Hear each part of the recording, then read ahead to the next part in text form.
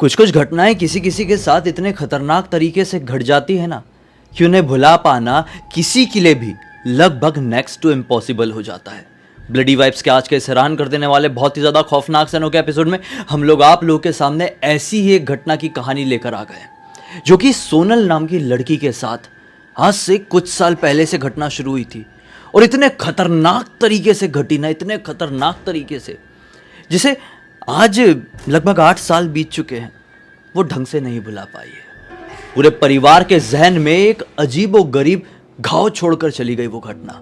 आइए जिया की जुबानी डिटेल में जानते हैं कि ये घटना कब, किसके साथ, कहां पर, कैसे घटी थी। भाई ये जो घटना घटी थी ना 2015 में घटी थी, लेकिन 2015 से पहले सोनल की ज़िंदगी में सब कुछ बिल्कुल नॉर्मल था। उसकी शादी होती है 2014 करीब और उसके बाद से वो अंधेरे के एक एरिया में फ्लैट लेके अपने पति के साथ आराम से ज़िंदगी बिता रही होती है।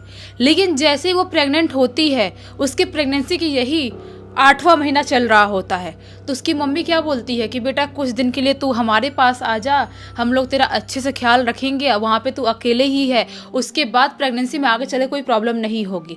तो सोनल सोचती है कि हाँ ठीक है, मम्मी बुला रही है और मुझे मम्मी की याद आ रही थी, एक काम करती हूँ मैं कुछ टाइम के लिए मम्मी के घर चली जाती हूँ। और मम्मी का घर ऐसा बहुत दूर नहीं था, मलाड़ के चारकोप वाले एरिया में था, तो अंधेरी से मलाड़ ज़्यादा दूर तो है नहीं, दोनों बिल्कुल पास पास में है। तो क्या करती है सोनल वहाँ से अंधेरी से अपने पति के साथ अपने मम्मी के घर आ जाती है। उसके पति उसको उसके मम्मी के घर छोड़ के वापस वहाँ से चले जाते हैं। उसके बाद से वो आराम से वहाँ पे रहने लगती है। वहाँ पे रहते हुए उससे अभी सिर्फ 2 दिन ही हुए थे। एक दिन क्या करती है, तीसरे दिन रात में अपने मम्मी और अपने भाई के साथ ऐसे ही नीचे बिल्डिंग के नीचे वॉक करने के लिए गई हुई थी। वॉक कर रही होती है, उससे ना थोड़ा सा अजीब सा फील होता है। उसे ऐसा लगता है कि अब आज के लिए हो गया, मुझे अनकंफर्टेबल फील हो रहा है, अब जाके सो जाना चाहिए। अपने मम्मी से बोलती है तो उसकी मम्मी बोलती है कि प्रेगनेंसी में ये सारी चीज़ें होती रहती है, कोई बड़ी बात नहीं है। और जिस टाइम पे वॉक कर रही थी वो ज़्यादा टाइम नहीं हो रहा था, 9-10 बजे का टाइम हो रहा था, और ज़्यादा रात में तो वैसे ही प्रेग्नेंट लड़कियों को वैसे घूमना नहीं होता है बाहर, तो इसकी मम्मी उसको थोड़ा कम टाइम में ही घुमाया करती थी। तो ये लोग आराम से घर आ जाते हैं। घर आने के बाद क्या होता है कि सोनल ना बेड पे सोया करती थी, और जो बेड के नीचे वाला एरिया था वहाँ पे गद्दा डाल के उसके 2 भाई सोया करते थे और मम्मी सोया करती थी। और ऐसे ही वो लोग इस दिन भी सो जाते हैं आराम से। लेकिन सोनल को सोए हुए अभी आधे घंटे ही हुए होंगे, उसे ना ऐसा लगता है कि कुछ तो मुझे अजीब सा भारीपन महसूस हो रहा है, मुझे घुटन जैसा लग रहा है। वो ऐसे सोई सोई थी, ऐसे अचानक से अपनी आँख खोलती है।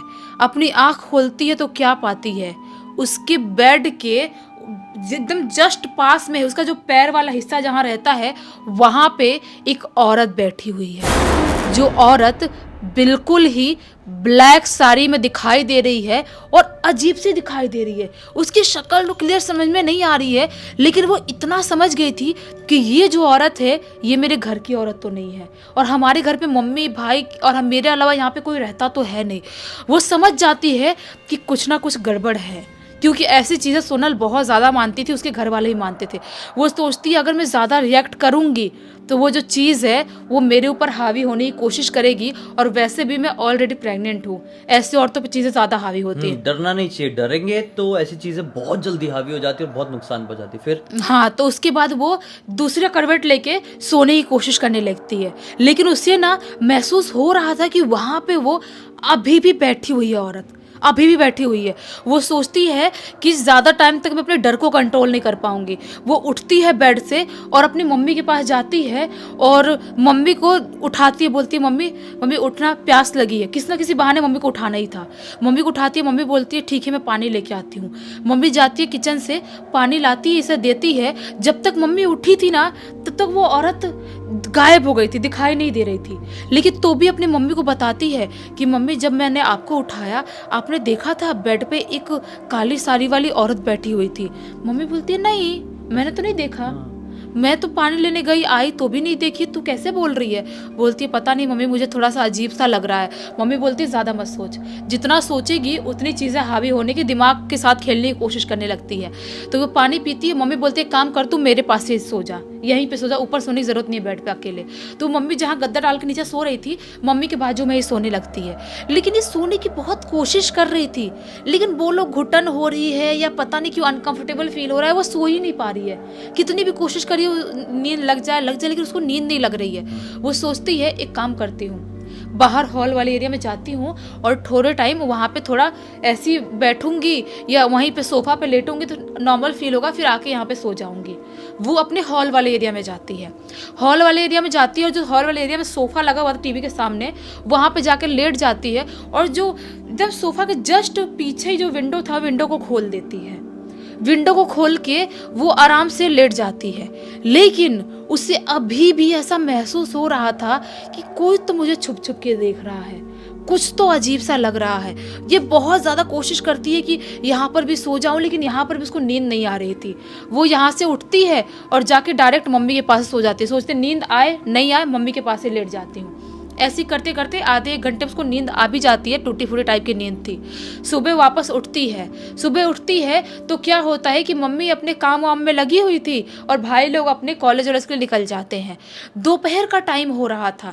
दोपहर का टाइम में मम्मी ना नीचे सोसाइटी में कोई औरतों का पूजा पाठ चल रहा था, वहाँ पे औरतों की इधर गई हुई थी और ये दोपहर के टाइम में घर पे बिल्कुल अकेले थी। उसे ऐसा महसूस होता है, सोफा जो था हॉल वाले एरिया में वहाँ बैठी हुई थी, उसे ऐसा महसूस होता कि कोई तो विंडो से मुझे देख रहा है। और जैसे वो पीछे मुड़ के देखती है, क्या पाती है कि एक बुढ़ा सा आदमी है जो मुझे घूर घूर के देख रहा है। ये दिन के दोपहर के टाइम की बात है। वो घबरा जाती है, वो सोचती है ये कौन है। वो इधर वापस मुड़ती है, सोचती है कि ये क्या हो रहा है मेरे साथ, रात में भी ऐसा कुछ महसूस हुआ और अभी भी ऐसा कुछ लग रहा है कौन ये। वापस से ऐसे मुंह अपना सिर करके देखती है तो क्या पाती है, अभी वो बुढ़ा आदमी नहीं है। और जबकि इनका जो घर था अच्छा खासा हायर फ्लोर पे था और वहाँ पे इनका फ्रेंच विंडो टाइप था, तो वहाँ से कोई बुढ़ा कैसे लटक के देखेगा, कैसे देखेगा, इसको कुछ समझ में नहीं आता है। तब तक जैसे डर रही थी, ये खुद को संभालने की कोशिश कर रही थी, तब तक मम्मी वो पूजा पाठ से सोसाइटी में जो गई हुई थी वहाँ से आ जाती है। मम्मी आती तो मम्मी से सारी बात बता देती है। मम्मी बोलती है क्या बात कर रही है, ऐसा कुछ हुलिया बता बुढ़े का। तो ये बताती है कि ऐसे ऐसे हुलिया का था और इतने उम्र का था। मम्मी बोलती है क्या बात कर रही है, अभी मैं नीचे गई हुई थी, मुझे खबर मिली कि जो अपनी सेकंड वाली बिल्डिंग है, अपने बिल्डिंग से लगी हुई, वहीं पे जो एक बुढ़े अंकल थे उनकी आज ही मृत्यु हुई है। अभी से 1 घंटे पहले उनकी मृत्यु हो गई है। और जैसे तू शक्ल बता रही है हूबहू वो वैसे ही दिखाई देते थे। ये समझ नहीं पाती है वो अंकल मुझे क्यों दिखाई दे रहे थे, घर पे, वो भी मेरे घर पर मुझे ऐसा क्यों देख रहे थे। अब वो सोचती है कि मुझे यहाँ रहना शायद ठीक नहीं है, यहाँ रहना मुझे, मेरे दिमाग के साथ कुछ ना कुछ प्रॉब्लम हो रही है, सब कुछ मेरे दिमाग पे बहुत ज़्यादा हावी हो रहा है। अपने पति को कॉल करती है और अपने पति को अंधेरी से बुला लेती है। उसके पति आते हैं और उससे अंधेरी वाला जो उनका फ्लैट था, जो घर, वहाँ पे लेके चले जाते हैं। वहाँ पे जब सोनल जाती है तो उससे ना ये जो चीज़ें दिखाई दे रही थी वो दिखाई देनी बंद हो जाती है। काफ़ी दिन तक उसे कुछ भी दिखाई देता है, कुछ भी महसूस नहीं होता है। उसके बाद उसे कभी कभी ऐसा लगता था कि मुझे ऐसा फील हो रहा है कि कोई तो मेरे आस से किसी की प्रेजेंस तो महसूस हो रही है, लेकिन कोई दिखाई नहीं देता है। ऐसा करते करते दिन बीतते जाते हैं और उसके घर पे उसकी नॉर्मल डिलीवरी होती है और उसकी पैदा होती है एक छोटी सी बच्ची।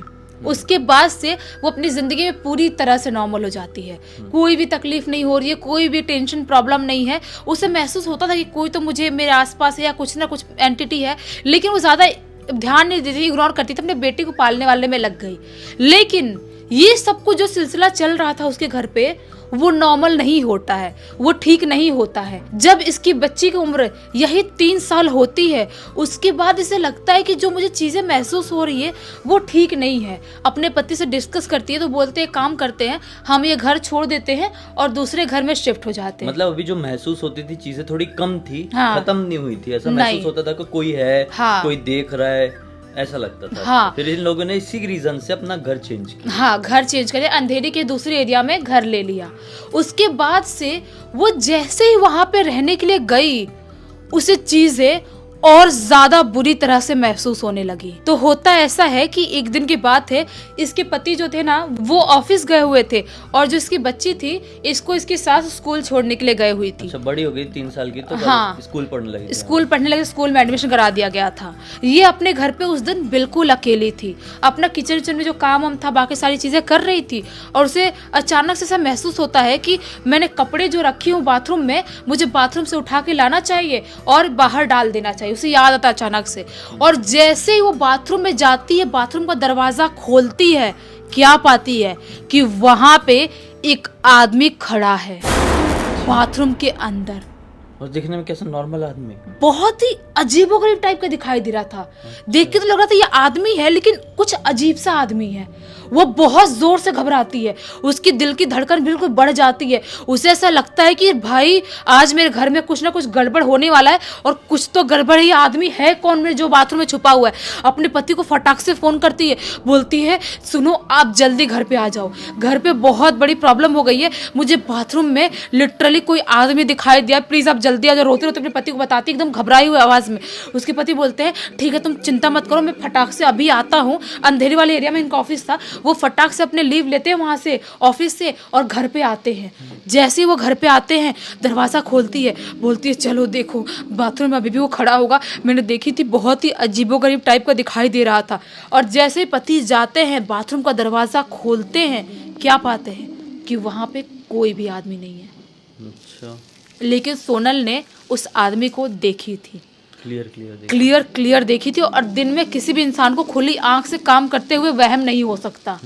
ये अपने पति को बोल के रोने लगती है कि मुझे क्या हो रहा है, मुझे कुछ समझ में नहीं आ रहा है, ये सब चीज़ें मेरे साथ इतने साल से हो रही है, मैं पागल हो जाऊँ किसी दिन। पति बोलते हैं तुम चिंता मत करो, मैं कुछ करता हूँ। अपन ने घर चेंज कर लिया, उसके बाद यहाँ पर भी कुछ ठीक नहीं हो रहा है, यहाँ पर भी तुम्हें महसूस हो रहा है। तो जो इनके पति थे ना, वो डिसाइड करते हैं कि मुझे किसी बाबा या गुरुजी को घर पे लाना चाहिए, बहुत बड़ी प्रॉब्लम हो गई है। और वो एक पहचान के ही बाबा जी को घर पे लेके आते हैं। बाबा जी घर पे आते से ही बोल देते हैं कि इसके साथ कुछ ठीक नहीं है, आज ही इसी वक्त बहुत बड़ा अनुष्ठान करना पड़ेगा और आज ही जो प्रक्रिया है उसको स्टार्ट करना पड़ेगा, क्योंकि आज नहीं किए तो उसके बाद नहीं पता कि ये बच पाएगी या नहीं बच पाएगी, क्योंकि जो भी एंटिटी इसके अंदर है वो बहुत ही ज़्यादा खतरनाक है। तो इसके पति बोलते हैं बाबा जी आप जो भी करना है, जब भी करना है, जैसे करना आप करो, हमें कोई चिंता करने वाली टेंशन वाली बात नहीं है। उस टाइम तक शाम का टाइम हो गया था, इसकी बच्ची भी आ गई थी और सास भी आ गई थी। इन लोगों को मलाड़ वाले इसकी मम्मी के घर पे भेज दिया जाता है यहाँ पर, क्योंकि वहाँ पे बच्ची को रखना सेफ नहीं था एक घर में जहाँ पे ऐसी एक्टिविटी हो रही है। तो उसके बाद अभी घर पे बचता है कौन? बाबा जी, इसके पति और सोनल, ये 3 लोग यहाँ पे बचते हैं। और बाबा जी अपना अनुष्ठान वहाँ पे स्टार्ट कर देते हैं। बाबा जी सबसे पहले एक इतनी बड़ी सुई निकालते हैं, जो सुई होती है सिलने वाले कपड़े, वो सुई निकालते हैं और ऐसे हाथ में पकड़ के पता नहीं कौन से मंत्र फूंकते हैं। और मंत्र फूंक के उसके यहाँ पे बीचों बीच, दोनों आँख के बीच में ऐसे ऐसे लगा देते हैं। ऐसे जैसे ही बाबा जी उसके यहाँ पे लगाते हैं सुई, उससे ऐसा महसूस होता है कि अंदर से मुझे बहुत ही ज़्यादा चुभन हो रही है, बहुत ही ज़्यादा दर्द हो रहा है, अंदर से मेरी आत्मा तक कांप गई है, ऐसा दर्द होता है उसे। लेकिन बाहर से वो जोर जोर से हंसने लगती है, बहुत ही जोर जोर से, एकदम क्रीपी से स्माइल करने लगती है। अब जो पति थे वो भी घबरा जाते हैं और सोनल को समझ में नहीं आ रहा है कि मैं अंदर से रो रही हूँ, मैं खुद को बचाने की कोशिश कर रही हूँ, लेकिन बाहर से मैं हंस कैसे रही हूँ। उसका दिमाग थोड़ा बहुत काम कर रहा है, थोड़ा बहुत काम नहीं भी कर रहा है। बाबा जी बोलते हैं कौन है तू, क्यों आई है यहाँ पर, छोड़ दे इसे। लेकिन वो कुछ भी नहीं बोलती है, जोर जोर से हंसी रही होती है, बहुत जोर से हंस रही होती है। बाबा जी एक दूसरी बड़ी सुई निकालते हैं, उससे मंत्र फूंकते हैं और वापस इसके यहाँ पे लगाते हैं और जोर से चिल्लाते हुए पूछते हैं बता रही है कि नहीं, कौन है तू, क्यों इसके पीछे पड़ी हुई है। ये बहुत जोर से चीखती है और चीख के एकदम चिल्लाते हुए बोलती है मैं इसे नहीं छोड़ूंगी, मैं इसे मार डालूंगी, मैं इसे आज ही लेके जाऊंगी, ऐसा बोलती है। बाबा जी बोलते तो कुछ नहीं बिगाड़ पाएगी, तुझे यहाँ से जाना पड़ेगा, ऐसा जोर जोर से बोलते हैं बाबा जी। जो भी अनुष्ठान था बहुत ज्यादा ही चल रहा होता है। अब बाबा जी समझ जाते हैं कि ऐसे काम नहीं बनने वाला। एक बड़ा सा चाकू निकालते हैं, उसमें मंत्र फूकते हैं, नींबू यहाँ पे से निचोड़ते, उसके चारों तरफ घुमाते हैं सिर के। उसके बाद चाकू उसके यहाँ पे जोर से लाके लगाते हैं, एकदम जोर से। और जैसे ही चाकू यहाँ पे उसको लगता है, वो जोर जोर से तड़पने लगती है, बिल्कुल चिल्लाने लगती है, चीखने लगती है, बिल्कुल बौखला जाती है। बाबा जी बोलते हैं, बता दे तेरा नाम क्या है, वरना तेरे साथ बहुत बुरा हो जाएगा। बता तेरा नाम क्या है। वो जोर से चीखती है, चिल्लाती है और बोलती है, मैं नीलम, मेरा नाम नीलम है और मैं इसे लेके जाऊंगी। बाबा जी बोलते हैं, को कहाँ पे रहती है तू, कहाँ की रहने वाली है और क्यों इसको लेके जाना चाहती है। बताती है वो कि मैं मलाड के चारकोप के इस एरिया में इस गली की रहने वाली हूँ और मैं इसे लेके ही जाऊंगी। बाबा जी बोलते हैं, कोई रीजन क्यों लेके जाना चाहती है, वो नहीं बताती है। जब ये सारी चीजें सुनते हैं उसके पति तो शॉक्ड हो जाते हैं कि इसको कौन सी नीलम है जिसके बारे में इसने मुझे कभी नहीं बताई, और एरिया का नाम बता रही है, गली का नाम बता रही है और उसके बारे में बता रही है, उसका घर तक का नाम बता रही है कि कौन सा रूम नंबर है, वो सब बता रही है। पति और बाबा जी दोनों डिसाइड करते हैं कि हमको जिस एड्रेस के बारे में बताई है वहाँ पे जाके पता लगाना चाहिए। लेकिन कैसे जाए पता लगाने, इसको घर पे अकेले छोड़ के जा नहीं सकते क्योंकि ये बहुत ही ज़्यादा आक्रामक हो गई थी, बहुत ही ज़्यादा। उसका बहुत झाड़ फूक होता है, बहुत ज़्यादा, एकदम झाड़ फूक करते करते करते करते उसे अचानक से, सोनल को अचानक से महसूस होता है ये कोई तो मेरे सिर से ऐसा ज़ोर से भारीपन हटा है और कोई डर डर डर डर करते हुए दीवार की तरफ से, दरवाजे की तरफ से ज़ोर से भाग के गया है। मतलब क्लियर दिखाई दिया उसको, क्लियर दिखाई दिया, दरवाजे की तरफ से कोई भाग के गया है और दरवाजे पे भी जोर से आवाज होती है। बाबा जी और उनके पति दोनों समझ जाते हैं कि वो आत्मा इसके शरीर से बाहर निकल चुकी है झाड़ फूक करने के बाद।